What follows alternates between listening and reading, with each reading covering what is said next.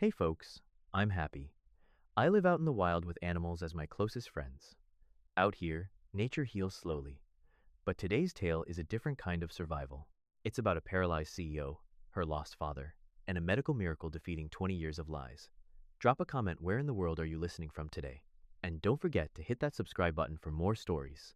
The rain in Seattle had been falling steadily since daybreak, turning the downtown streets into slick, dark mirrors reflecting the gloomy sky.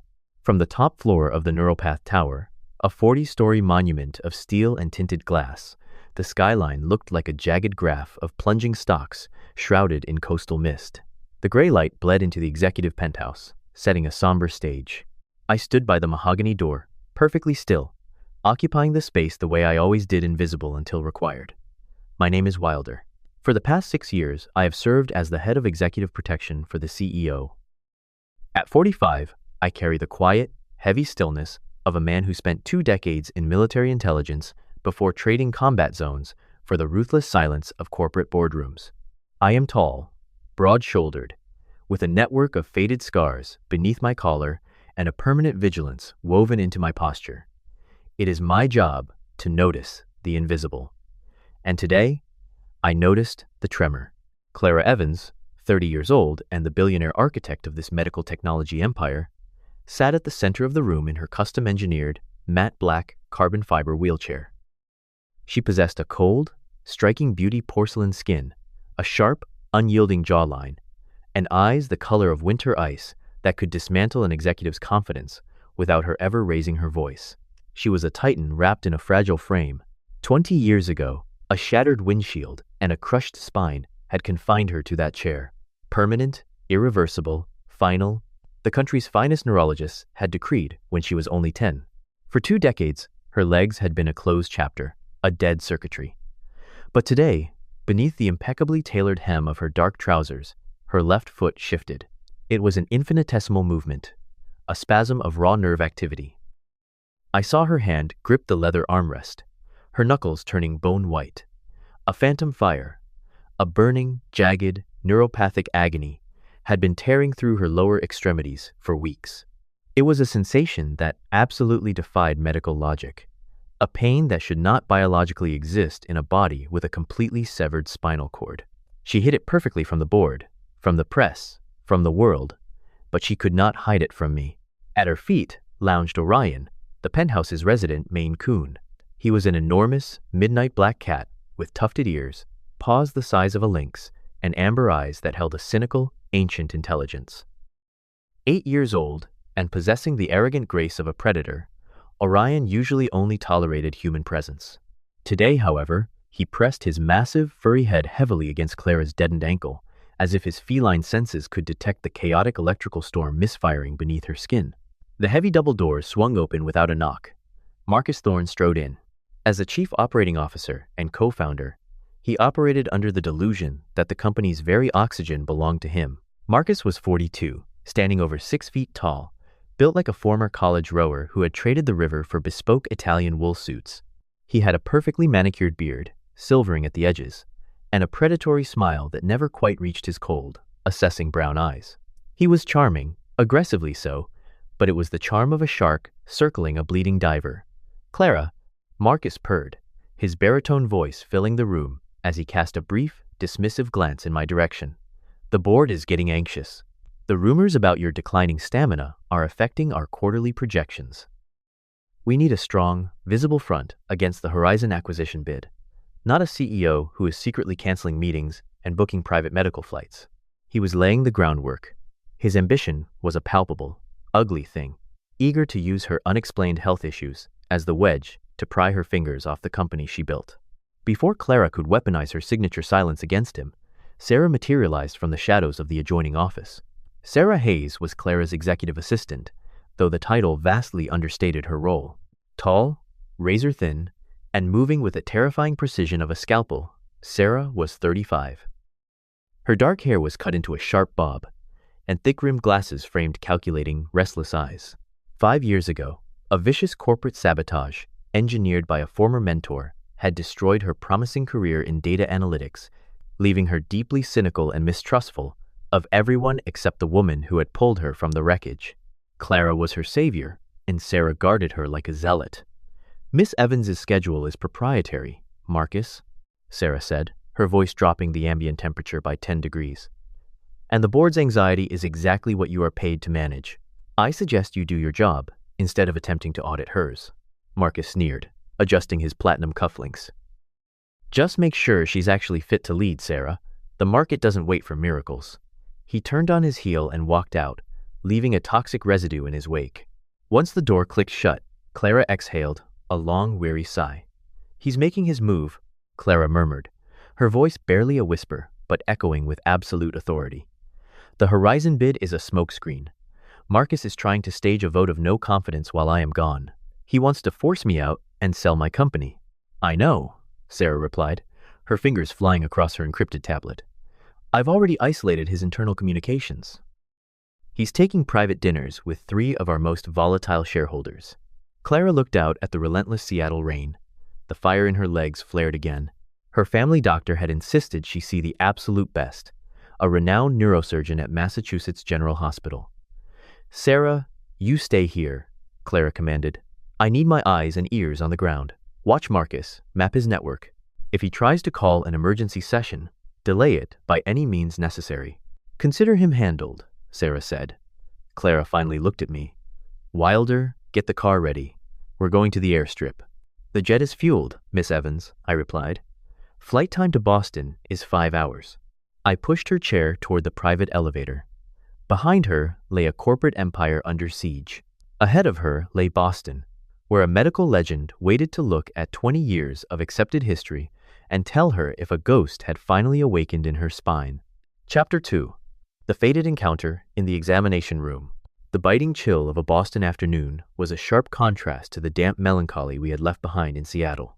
Inside the private VIP consultation wing of Massachusetts General Hospital, the air was sterile, meticulously temperature-controlled, and heavy with the scent of clinical antiseptic and expensive floor wax. The room was expansive, designed more like a high-end hotel suite than a medical facility, complete with muted artwork and leather seating. I stood by the door, assuming my standard position, my hands loosely clasped in front of me. As a man who had spent his life reading the subtle shifts in a room's atmosphere, I could feel the microscopic tension radiating from Clara. She sat in her matte black wheelchair near the examination table, staring intently at the encrypted tablet resting on her lap. The phantom fire in her legs had not subsided during the 5-hour flight. If anything, the altitude had only exacerbated the erratic nerve signals shooting through her lower body. Before the renowned specialist arrived, Clara was waiting on another verdict. Neuropath, her company, was not just a medical hardware manufacturer. Its crown jewel was an advanced diagnostic artificial intelligence named Synapse.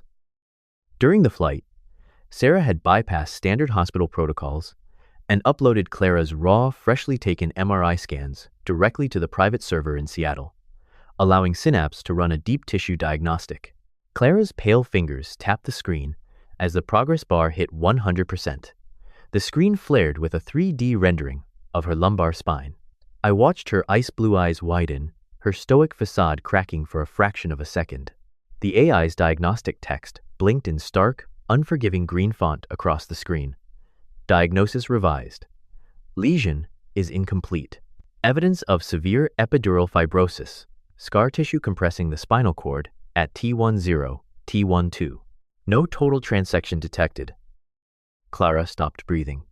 For 20 years, the medical consensus had been an absolute, irreversible severing of her spinal cord. But her own technology, stripping away decades of human error and diagnostic dogma, had just revealed that her paralysis was not caused by a severed cord, but by 2 decades of suffocating scar tissue. Her body had not been permanently broken. It had been mismanaged, locked in a physiological cage of old trauma. Before she could process the magnitude of this revelation, the heavy oak door clicked open. Doctor, Harrison Vance stepped into the room. He was a man of 58, though the decades of high-stakes neurosurgery had etched a premature weariness into his features. He stood over 6 feet tall, his posture slightly stooped, as if carrying an invisible, crushing weight. He had thick, silver hair neatly combed back, and piercing gray eyes that were simultaneously brilliant and deeply melancholic, framed by wire-rimmed glasses. He wore a pristine white coat over a muted tweed vest and a dark tie. But it was his hands that commanded attention, long, elegant, impeccably scrubbed fingers that moved with the deliberate, careful grace of a master craftsman. Despite his towering reputation in the medical community, there was a palpable aura of grief surrounding him, the quiet devastation of a man who had survived a profound personal loss. He did not possess the arrogant swagger of most elite surgeons. Instead, he entered the room with a gentle, disarming quietness. "Miss Evans, doctor," Vance said, his voice a rich, soothing baritone that seemed to absorb the tension in the room. "I am Dr. Vance. I appreciate you making the journey from Seattle. I've reviewed the file your general practitioner forwarded." He pulled up a stool, sitting at eye level with Clara rather than towering over her. "Let us see what is happening with these phantom pains." Clara nodded, her usual corporate armor firmly in place, though her mind was clearly still reeling from the AI's diagnostic report. She locked her screen and set the tablet aside. "Doctor," Vance began his preliminary examination, his hands moving with professional detachment. He gently rolled up the finely tailored fabric of her dark trousers to expose her lower legs, preparing to test her deep tendon reflexes. As he adjusted her right leg, his fingers brushed against a jagged, crescent-shaped scar just below her knee. It was an old childhood injury, a remnant of a bad fall from a bicycle long before the devastating car crash that put her in the chair. "Doctor," Vance's hands suddenly stopped. The clinical detachment in his posture shattered in an instant. He traced the air just above the crescent scar, his breathing hitching in his chest. I shifted my weight, my combat instincts flaring at his sudden change in demeanor, ready to intervene if he did anything unpredictable. But he wasn't looking at her as a patient anymore. He looked up, his gray eyes frantically searching Clara's face, tracing the sharp line of her jaw, the shape of her cheekbones, the striking, familiar color of her eyes. As Clara leaned forward, momentarily confused by his freezing, a delicate silver necklace slipped from beneath the collar of her silk blouse. The pendant was a simple, tarnished locket, heavily engraved with the cursive letters CV. "CV," Dr. Vance whispered, the sound barely escaping his throat. The clipboard in his hand clattered onto the linoleum floor. He stared at the locket, then back to the scar, his hands beginning to tremble violently. Clara frowned, her guard immediately rising. "Is there a problem, doctor?" "Doctor." Vance looked as though a ghost had just materialized in the sterile light of the clinic. The truth, buried under 2 decades of bitterness and deceit, crashed down upon the room. 20 years ago, Dr.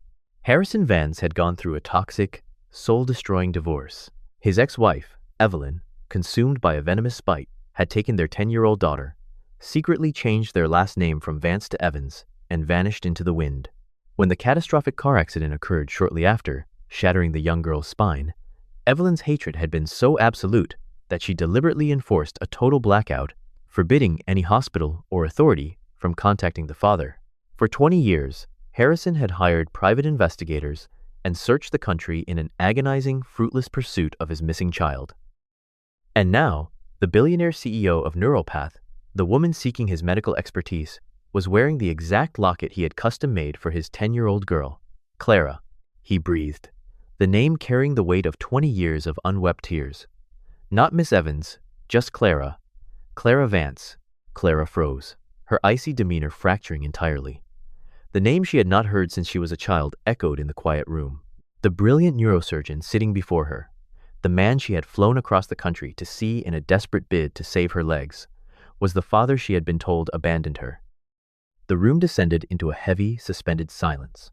The AI's revelation of her surviving spinal cord and the staggering realization of her true lineage converging in a single, earth-shattering moment.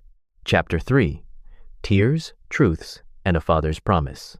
The silence in the examination room was absolute, a heavy vacuum that seemed to draw all the oxygen from the air. I stood rigidly by the door, my muscles coiled, trained to neutralize threats, but there was no protocol for the raw, human devastation unfolding before me. Dr. Harrison Vance, a man whose hands commanded millions and whose reputation was built on unshakable clinical detachment, crumbled. He dropped to his knees right there on the sterile linoleum, disregarding every rule of medical professionalism and diplomatic boundary. His trembling hands reached out, hovering just inches from Clara's face, afraid that if he touched her, she might evaporate like a mirage. Tears, heavy and uncontrolled, spilled over the rims of his glasses and carved paths down his weathered cheeks. Clara, he choked out again, the name tearing from his throat like a physical wound. My little girl. For the first time in the 6 years I had stood by her side, Clara's impenetrable armor, the cold, billionaire CEO persona, crafted from carbon fiber and sheer willpower, fractured completely. Her ice-blue eyes widened, swimming with a sudden, overwhelming tide of confusion and long-buried grief. "My mother told me you left us," Clara whispered, her voice fragile, stripping away the titan of industry to reveal the shattered 10-year-old girl she had been forced to lock away. Harrison shook his head violently, grasping her hands, pressing them to his forehead as he wept. He spoke of 20 years of unyielding nightmare. He detailed the private investigators he had hired, the fortunes he had spent chasing phantoms across continents, and the agonizing dead ends. After the bitter divorce, Evelyn, consumed by a vindictive rage, had not just changed their names, she had orchestrated a complete erasure. When the catastrophic accident occurred, Evelyn had used her newfound anonymity and a wall of ruthless lawyers to enforce a total medical blackout, ensuring Harrison never knew his daughter was lying paralyzed in a trauma ward. Listening to his agonizing confession, Clara realized that the fundamental narrative of her life, that she was unloved, abandoned, and entirely alone, was a malicious lie. A ragged sob broke from her chest, a sound so profoundly sorrowful it made my own chest tighten.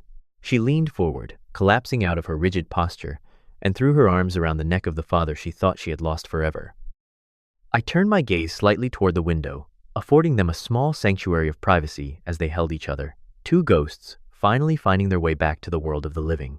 When the initial tempest of emotion finally ebbed into a quiet, exhausted relief, Harrison pulled back, wiping his eyes with the back of his sleeve. He was a father who had just found his daughter, but he was also one of the greatest neurosurgeons on the planet, and his eyes quickly fell upon the encrypted tablet resting on Clara's lap. The Synapse AI diagnostic was still glowing in stark green text. Harrison picked up the tablet, his demeanor shifting as he adjusted his glasses. The weeping father receded, replaced by the elite medical tactician, though his hands still shook slightly. He scrutinized the 3D rendering of her lumbar spine, zooming in on the T10, T12 vertebrae. He cross-referenced the AI's findings with his own knowledge of epidural fibrosis, tracing the dense webs of scar tissue that the AI highlighted.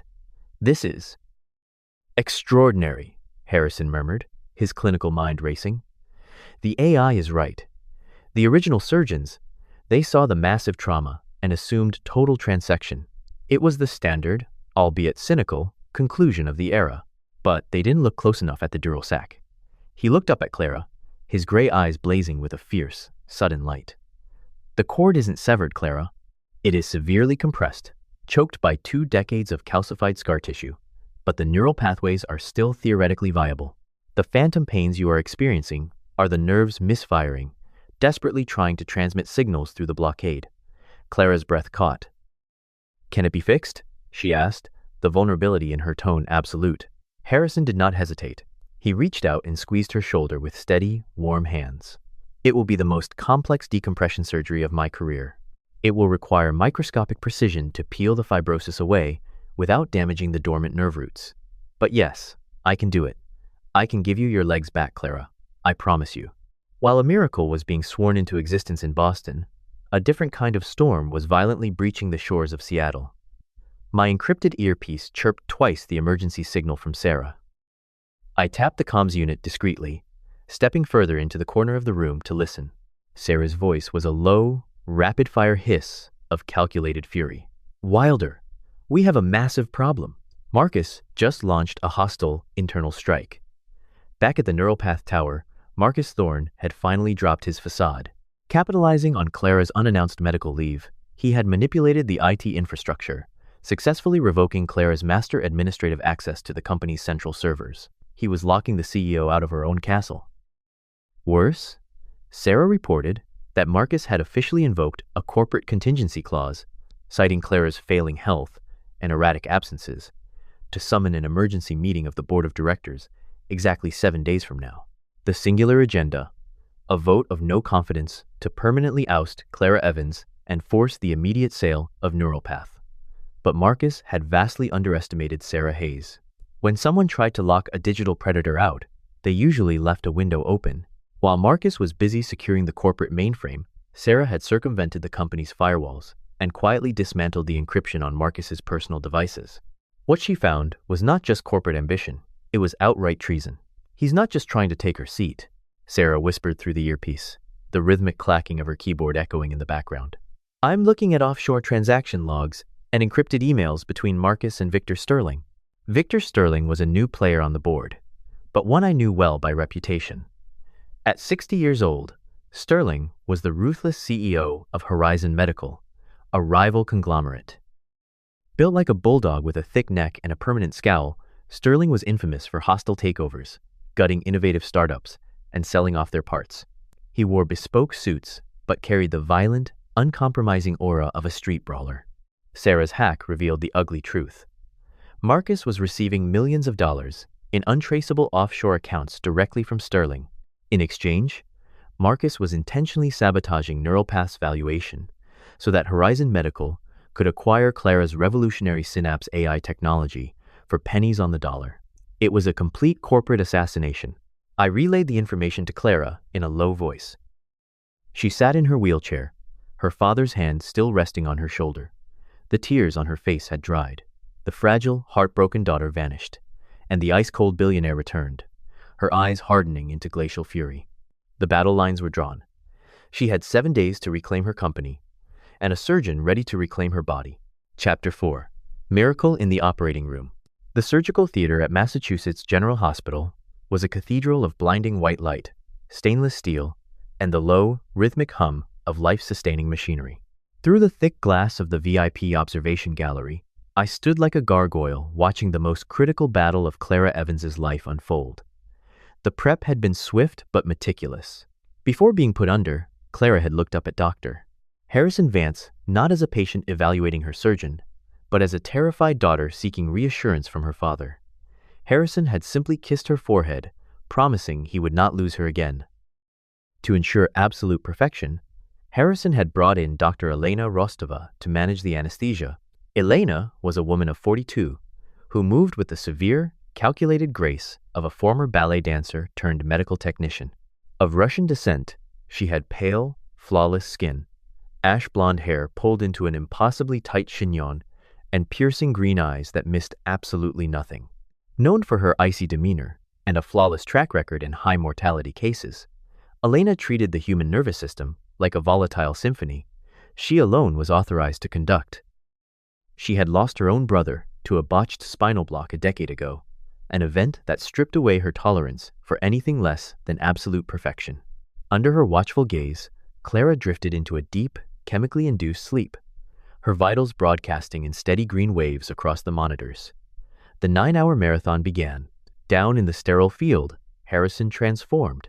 The grieving father I had seen in the clinic vanished, entirely replaced by the apex predator of neurosurgery. His hands, gloved and steady, worked with microscopic precision, but he was not working alone. Suspended above the operating table was a state-of-the-art holographic projector linked directly to a localized, standalone server running NeuroPath's Synapse AI. Clara had insisted on using her own technology to guide her salvation. The AI aggregated real-time data from ultra-high-definition microcameras and sensory probes, projecting a translucent, glowing 3D map of Clara's T10, T12 vertebrae directly into the surgical field. It was breathtaking to witness. The AI highlighted the healthy, dormant nerve pathways in a pulsing, luminescent blue, while the dense, calcified epidural fibrosis, the 20-year-old scar tissue choking her spine, was painted in harsh, warning red. This was the technology Marcus wanted to sell to the highest bidder, and here it was, proving its priceless worth. For hours, I watched Harrison navigate this treacherous physiological minefield. 1 millimeter of error, one slip of the scalpel, and he would permanently sever the fragile blue threads of his daughter's future. The tension in the gallery was suffocating. Every incision was a leap of faith, guided by the flawless synergy of a father's genius and a daughter's technological masterpiece. While a miracle was being painstakingly carved out in Boston, an orchestrated disaster was erupting in Seattle. My encrypted phone vibrated endlessly against my ribs. It was Sarah, sending rapid-fire tactical updates from the NeuroPath tower. Marcus Thorne had made his fatal move. Realizing he could not wait a full 7 days for the board meeting while Clara was unaccounted for, he weaponized the media. He had leaked a fabricated, highly damaging dossier to Trent Willis. Trent was a notorious financial journalist for a major Wall Street chronicle, a 30-something corporate vulture with slicked-back hair, cheap cologne, and a reputation for publishing company obituaries before the bodies were even cold. Trent was desperate for a career-defining scoop, having recently been demoted for an ethics violation, making him the perfect, unquestioning mouthpiece for Marcus. Within minutes, the headline screamed across global financial networks: Neuropath CEO Clara Evans critically ill, leadership in crisis. The article cited anonymous senior executives claiming Clara was incapacitated, hiding a terminal illness, and entirely unfit to govern. The market reaction was instantaneous and violently merciless. Sarah sent me a screenshot of the trading floor ticker. Neuropath's stock was in a free fall, plummeting 15% in the first hour alone. The red arrows mirrored the bleeding in the operating room. Only this hemorrhage was financial. Institutional investors were panicking. Phones at the Seattle headquarters were ringing off the hook, with furious board members demanding an emergency restructuring of leadership by the end of the business day. Marcus was publicly playing the reluctant savior, offering to step in as interim CEO to stabilize the sinking ship, effectively handing the keys of the kingdom over to Victor Sterling and Horizon Medical. Sarah was fighting a brutal rearguard action, using every legal loophole and corporate bypass she knew to freeze Marcus's executive overrides, but she was one woman holding back a tidal wave. Clara's empire was burning to the ground while she lay unconscious under the knife. Back in the operating theater, the digital clock crossed the 9-hour mark. The atmosphere was incredibly tense. Harrison was working on the deepest, most dangerous layer of the fibrosis, the tissue practically fused to the dural sac. Dr. Rostova barked sharp, continuous updates on Clara's blood pressure, her hands flying across her console to keep Clara anchored to life. The Synapse AI flashed a warning, highlighting a microscopic cluster of live nerves intertwined with the final block of scar tissue. I held my breath, pressing my hand against the cold glass of the gallery. Harrison did not flinch.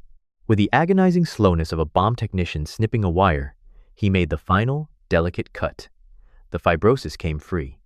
Suddenly, the monitors hooked up to Clara's lower extremities flared to life.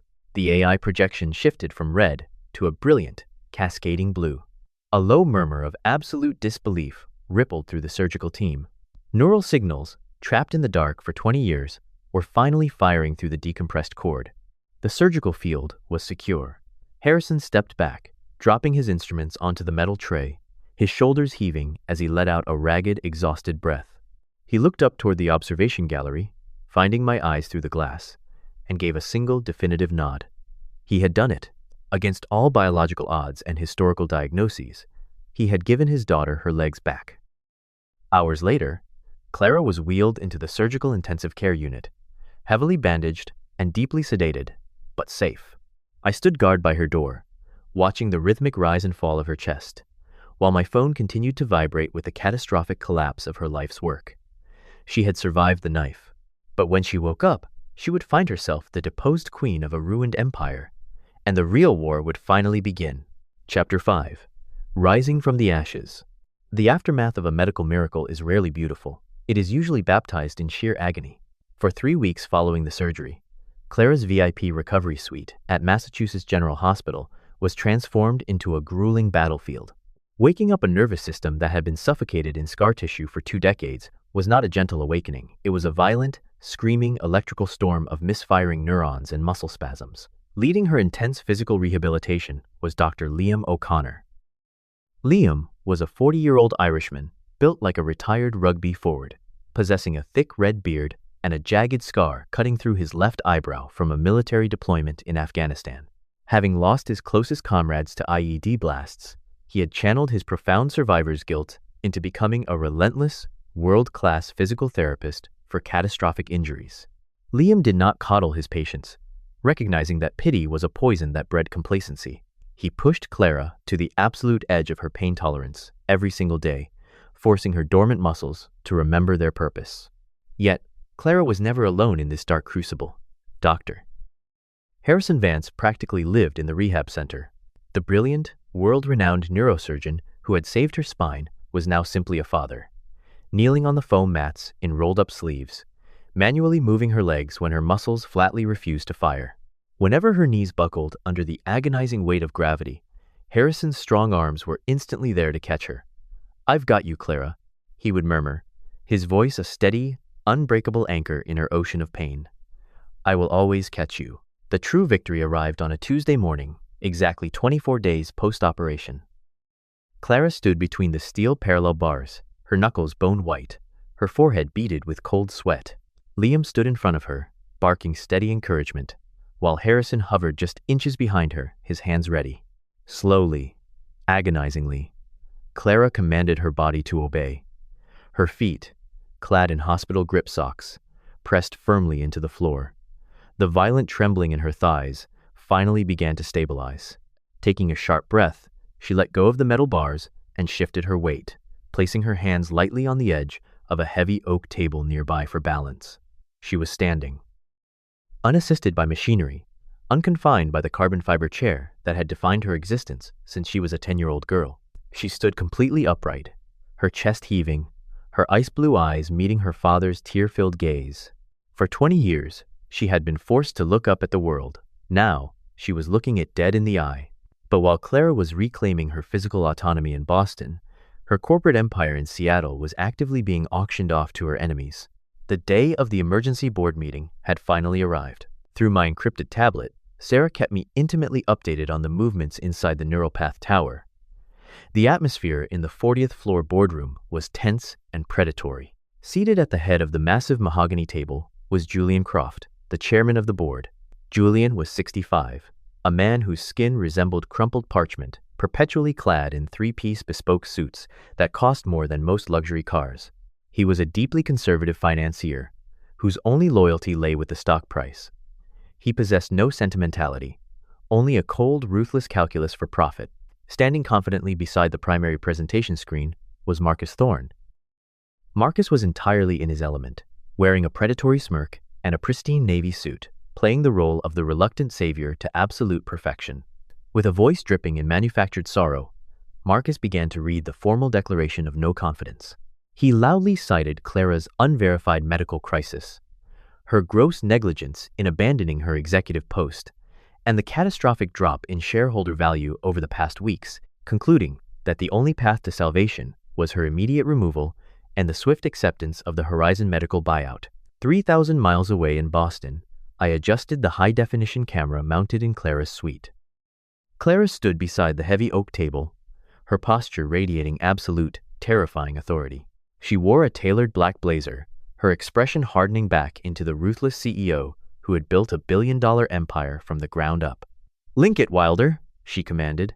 I hit the execution key, bypassing the boardroom security protocols, using the digital backdoor Sarah had meticulously coded from the inside.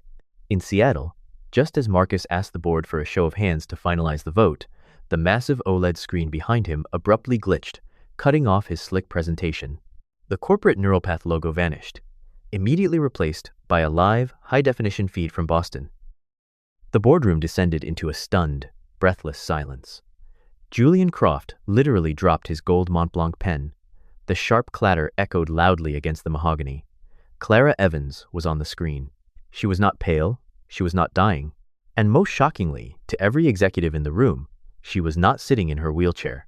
She was standing tall, resting one hand lightly on a table, projecting a towering dominance that instantly sucked the air out of the room. Marcus froze, his arrogant smirk melting into a mask of pure, unadulterated panic. "Good morning, gentlemen," Clara's voice echoed through the Seattle boardroom, sharp as shattered glass. "I apologize for my absence, but rumors of my demise and my physical incapacitation have been greatly exaggerated." Before Marcus could stammer out a defense, Clara went on a merciless offensive. On her cue, Sarah stepped out from the shadows of the Seattle boardroom and slammed a thick black dossier onto the table directly in front of Julian Croft. "You are voting on a lie," Clara stated coldly from the screen. "Marcus Thorne has engineered this entire crisis from the beginning. Inside that folder, you will find offshore transaction logs, encrypted emails, and wire transfer receipts, proving that Marcus has accepted over $12 million in bribes from Victor Sterling to artificially tank Neuropath's valuation." The boardroom immediately erupted into chaos. Board members furiously flipped through the undeniable, damning evidence. Marcus backed away from the table, his face ashen, looking frantically for the exit. But the heavy oak doors swung open before he could take another step.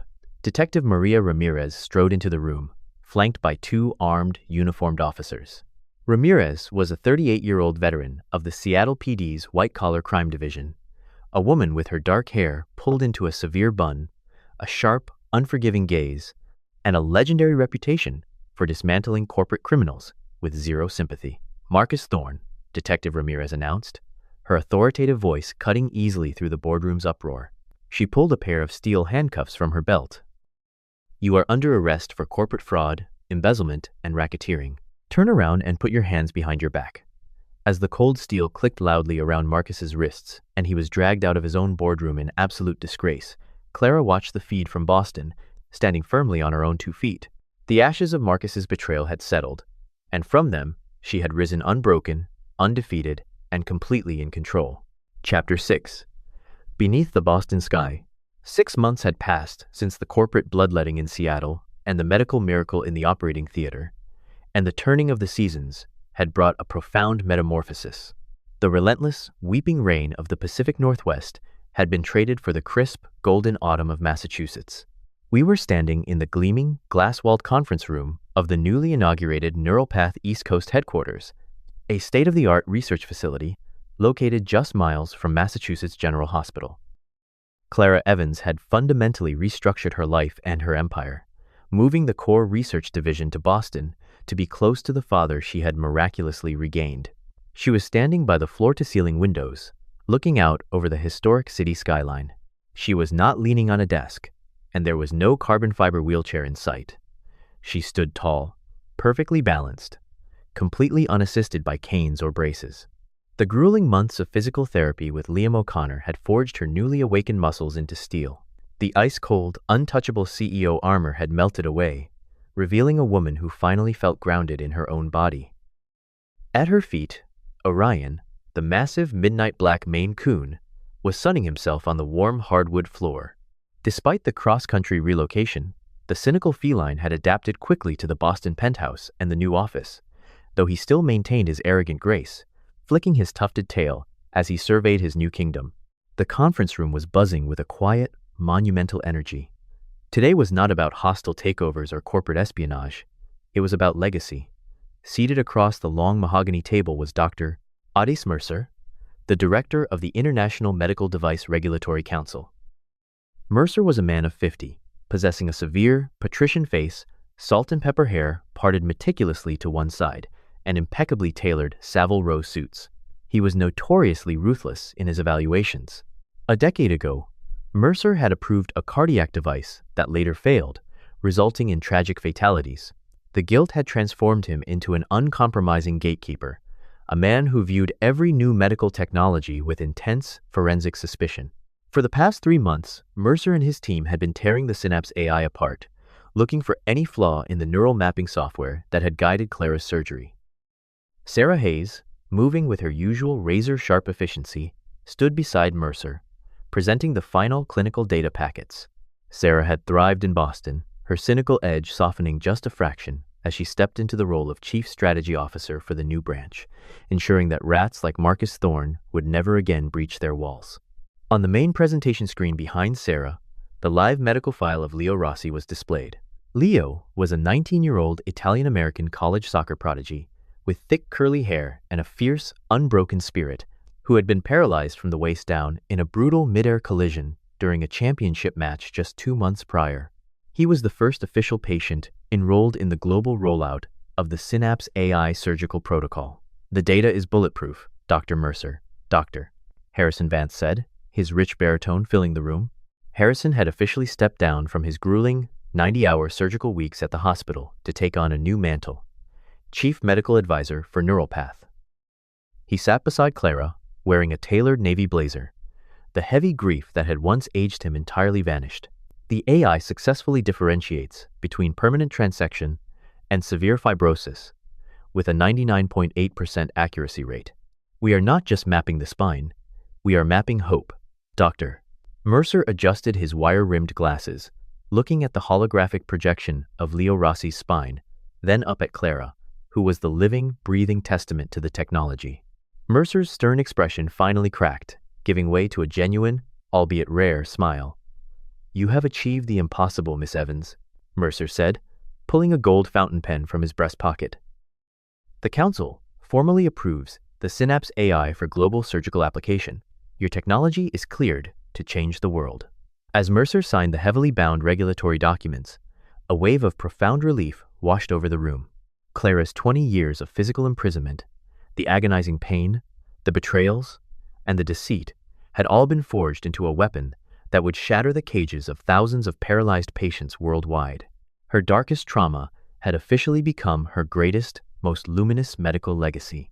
Later that afternoon, the corporate victories faded into the simple, quiet rhythm of a life reclaimed. I walked a dozen paces behind Clara and Harrison as they strolled through the vibrant, sun-drenched pathways of Boston Common. The autumn foliage was a breathtaking canvas of burning amber, deep crimson, and bright gold, framing the historic park in a warm, cinematic glow. The air was crisp, carrying the scent of roasted chestnuts and fallen leaves. For a man who had spent his entire career scanning crowds for snipers, corporate spies, and imminent threats, the absolute tranquility of the park felt alien yet deeply welcome. I watched the CEO I had sworn to protect walking side by side with her father. Clara wore a simple beige trench coat, her hands tucked into her pockets, her strides even and confident. There was no limp, no hesitation in her gait. Harrison walked beside her, his hands gesturing animatedly as he told her stories not about medicine or neurosurgery, but about the 20 years of family history she had missed. He told her about her grandparents, about the cabin by the lake he had kept in her name, about the small, beautiful, mundane things that make up a whole life. Clara laughed, a bright, unburdened sound that I had never heard in the dreary, rain-soaked towers of Seattle. They stopped near the edge of the Public Gardens lagoon, watching the swan boats glide peacefully across the glassy water reflecting the autumn sky. Harrison reached out, gently wrapping his arm around Clara's shoulders, pulling her close. Clara leaned into him, resting her head against his shoulder. They stood there in the golden afternoon light, a father and daughter who had navigated their way through an absolute abyss to find each other again. The empire was secure, the enemies were vanquished, and the technology that had saved her was now venturing out to save the world. But looking at them, silhouetted against the bright Boston sky, I knew that the greatest victory was not the billion-dollar valuation or the global medical license. It was simply this: a quiet walk in the park, 2 pairs of footsteps on the pavement, and the unbreakable, peaceful warmth of a family finally, beautifully, whole. The greatest lesson we can take from Clara and her father is that no matter how long you have been trapped in pain or deception, hope is never truly lost. In our everyday lives, we often face struggles that feel permanent. We might carry emotional scars or broken relationships for years, believing they can never be healed. But just like Clara found her miracle and her family after 20 years of darkness, we too can find our way back to the light. It takes courage to seek the truth and faith to take that first step toward healing. If this story brought warmth to your heart, please share it with your friends and family. Leave a comment to let us know your thoughts, and make sure to subscribe to the channel so we can bring you more inspiring stories. May God bless you and your loved ones with endless peace, health, and the strength to overcome any storm. If you believe in miracles and the healing power of love, please type Amen in the comments below.